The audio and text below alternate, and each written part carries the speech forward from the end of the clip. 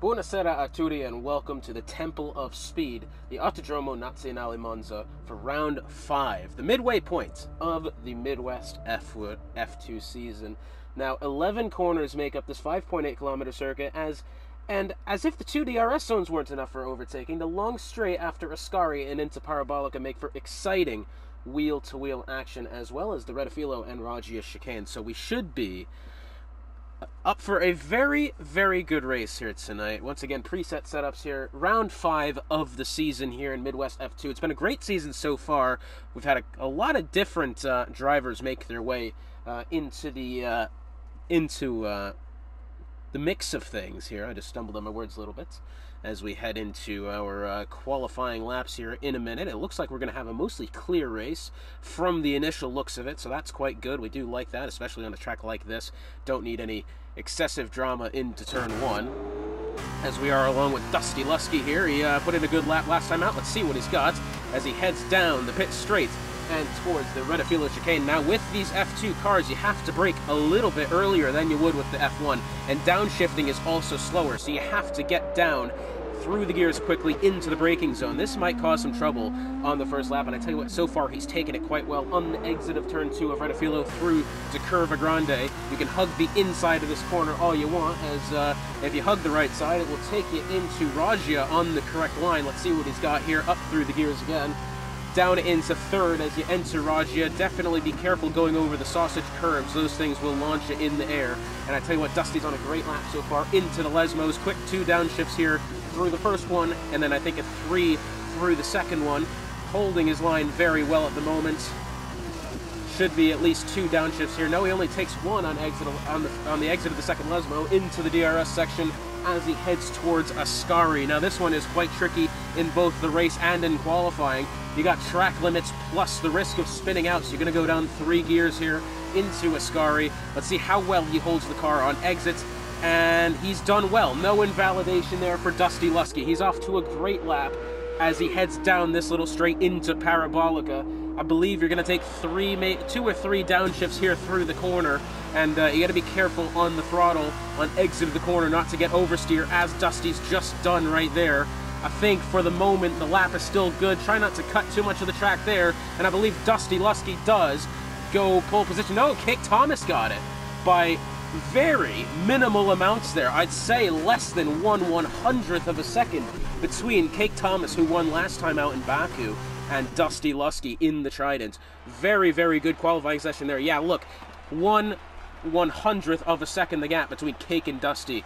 Dirty Boy Jackson makes 3rd, Super in 4th. Another great qualifying session for both the Trident and Bertuzzi teams. High Tech of Shariah 6th, Choco 7th, Nikki 64 8th, 9th is Jacer, 10th is Killer XL, 11th Valentine, 12th is Spaceman, 13th Ryan Rods in the Dams, 14th Unholy Red Eye, 15th Beagle Hunter, making his Midwest F1 and F2 debut tonight, and then the newest full-time driver, EDA Monkey Mafia, P6 team, and that is the last of the qualified drivers. His teammate Ray 46 starting P17 here for the F2 Grand Prix. 15 laps of excitement coming up now at Monza.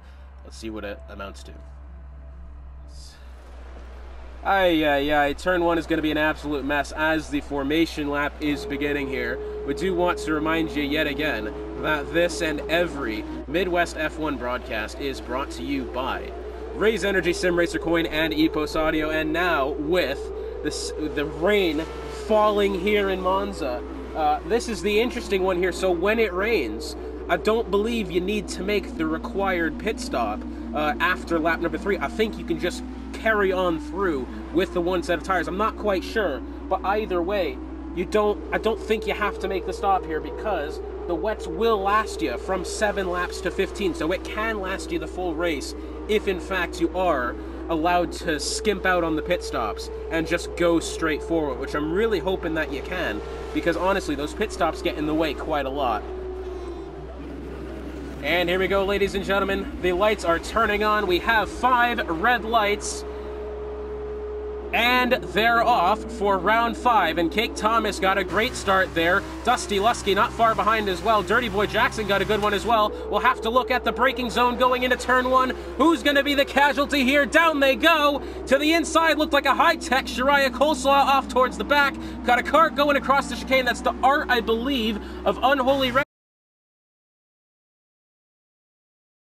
Dusty Lusky to the inside. Dirty Boy Jackson's gotten around them there as they head through Curva Grande up into Raggia. Kate Thomas out to the lead here, 0.5 of a second. We'll have to look at this braking zone as they go in, and it looks like for now everybody getting away clean. El Majacco down to the inside. I believe he's just gotten around Joko there, one of the rare Joko on Jacko moments that we have yet to see until just now. And I think the Trident's gotten, not the Trident, the Virtusi's gotten away with it now. He's going to look to the inside. Dirty Boy Jackson's gone around, and he's collected Super in the process. As somebody, now that was the Trident. Yeah, that was Super, actually. And I'm not sure that, I'm not quite sure, unfortunately, that was anybody's fault. I believe that was just an unfortunate circumstance there of the conditions as Dirty Boy Jackson went straight around side by side. GSR Ryan Rods and Shariah Coleslaw as they head down into Ascari. This one's going to be tricky. Don't want to get into anyone's gearbox here. And I hate to say it, but I believe that was just a super unfortunate circumstance there. Dirty Boy Jackson and Super both getting caught up in it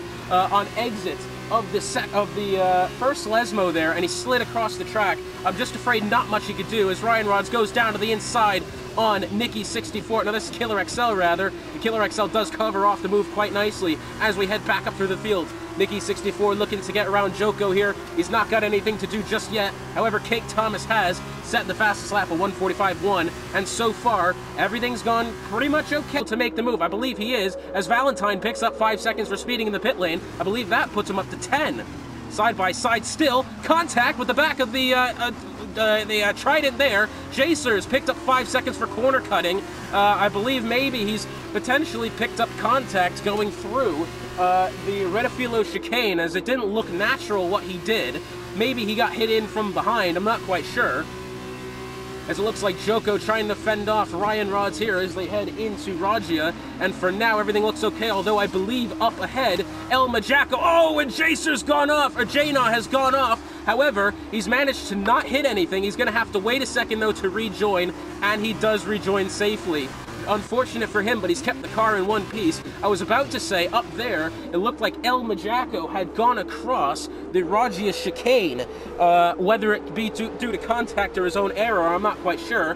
Although it seems like that would be more of an error type thing, especially in these conditions. But for now, we're doing quite okay here as GSR Ryan Rods looks to the inside of Joko. Joko's gone wide over the Ascari corner there, and somehow he's kept it off the curbs, kept it out of harm's way. But it looks like Ryan Rod's going to have somewhat of an advantage here. Now Killer XL wants in on this as well. Joko's got to be careful not to be swerving down the straight. You will get penalized for that. 2 laps in, and already a lot unfolding here. Ryan Rod's down to the inside on Joko. That move's going to be made, and it is. Ryan Rods with a great one there. Looks like Dusty Lusky actually setting the fastest lap. Now, great stuff here. It's a good little battle in the midfield at the moment. Doesn't look like much else is happening. Joko now down to the left side on Ryan Rods. Is going to be able to be pushed into the grass here, potentially. It's side by side into Redifilo. In behind comes Killer XL. No contact being made, I don't think. Yeah, it looks like everyone's gotten away. I gotta say, I love the professionalism of the F2 drivers so far. There was the one incident at the beginning of the race between Dirty Boy Jackson, which I believe was on his own error. He collected Super, unfortunately for him. But for the most part, we're doing okay.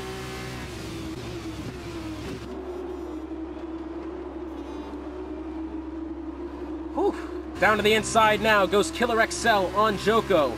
Has he got it there? And he has. That was a great move made in an unconventional spot as well. That was brilliantly done there from the Art driver.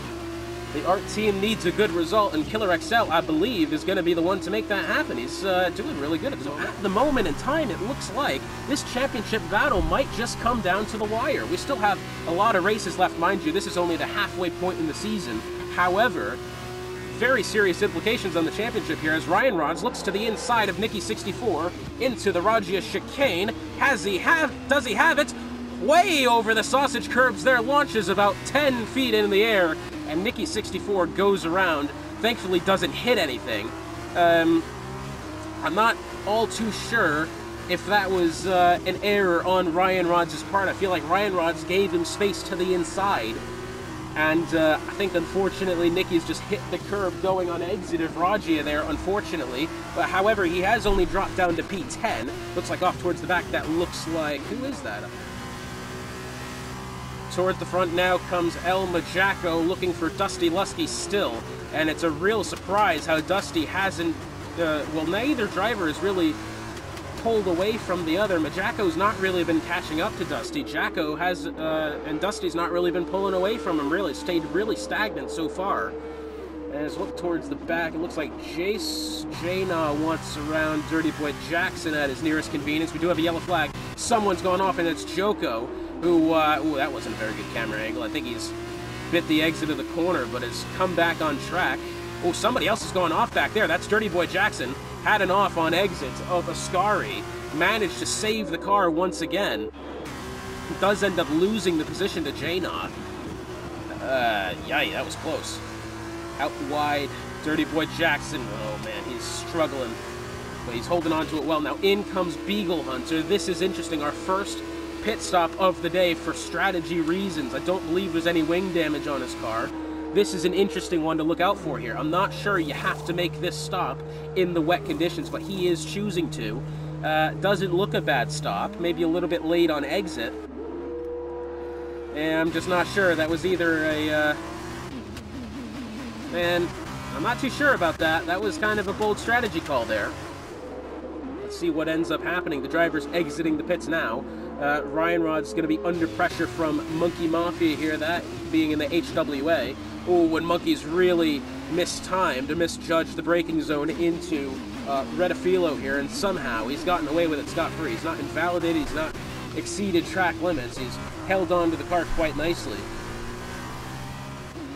GSR Ryan Rod's looking to the back of Spaceman here, potentially. Ooh, we've got a yellow flag somewhere. That's Super, who's gone around there on exit of the Relafilo chicane. Not what you need there from him. However, Jaina looks to be getting towards the back of Joko here, potentially. I'm not sure any move is going to be able to be made. However, you never know.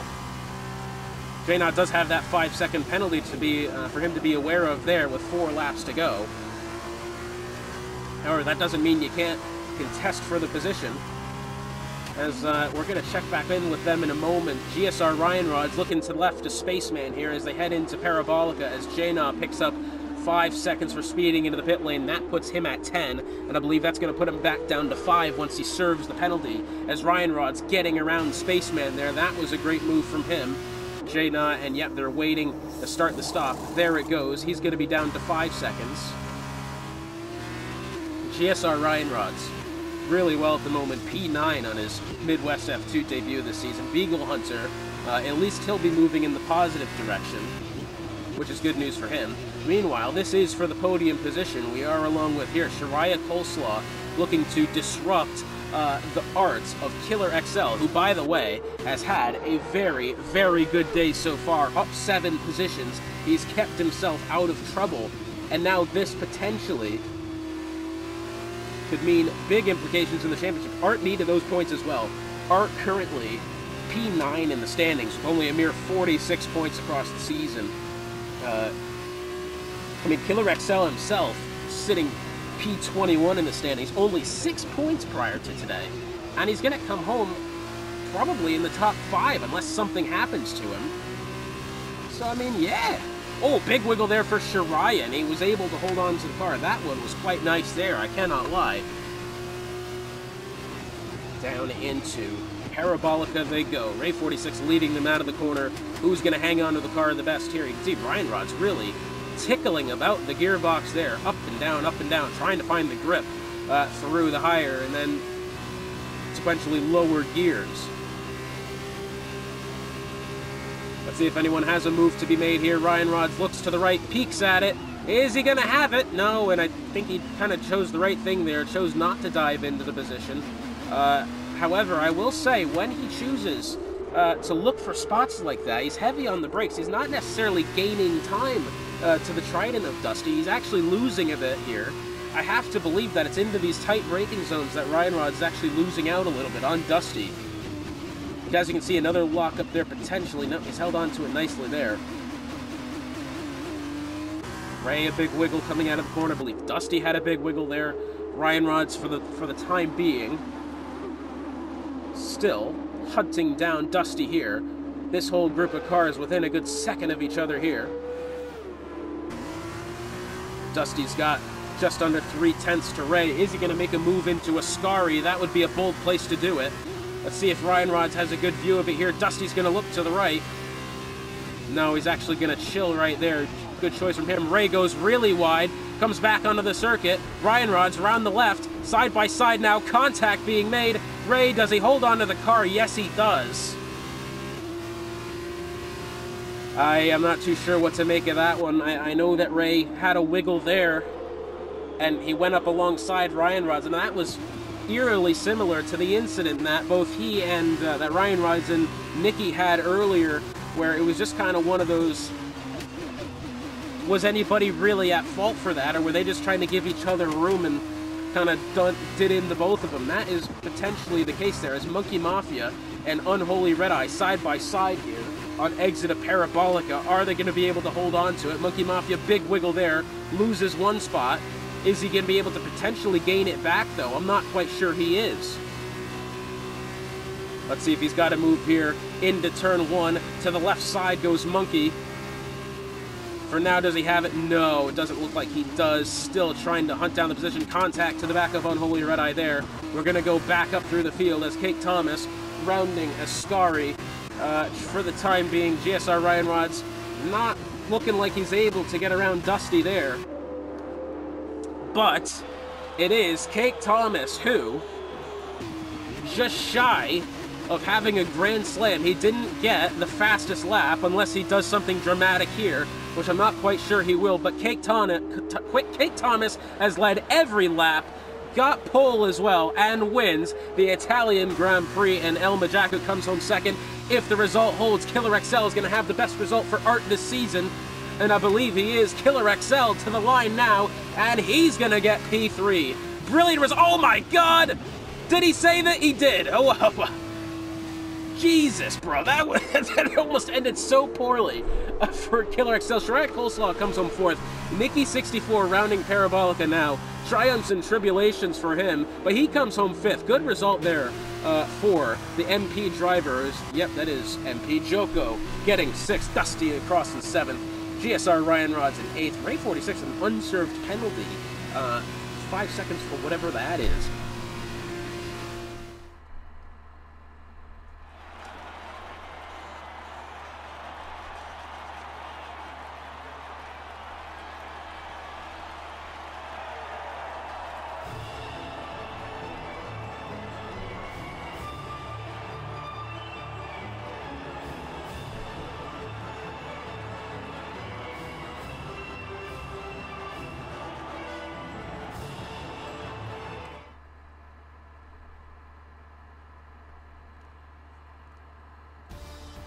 So after it's all said and done here in Monza, Kate Thomas takes home the win after starting on pole and leading every single lap.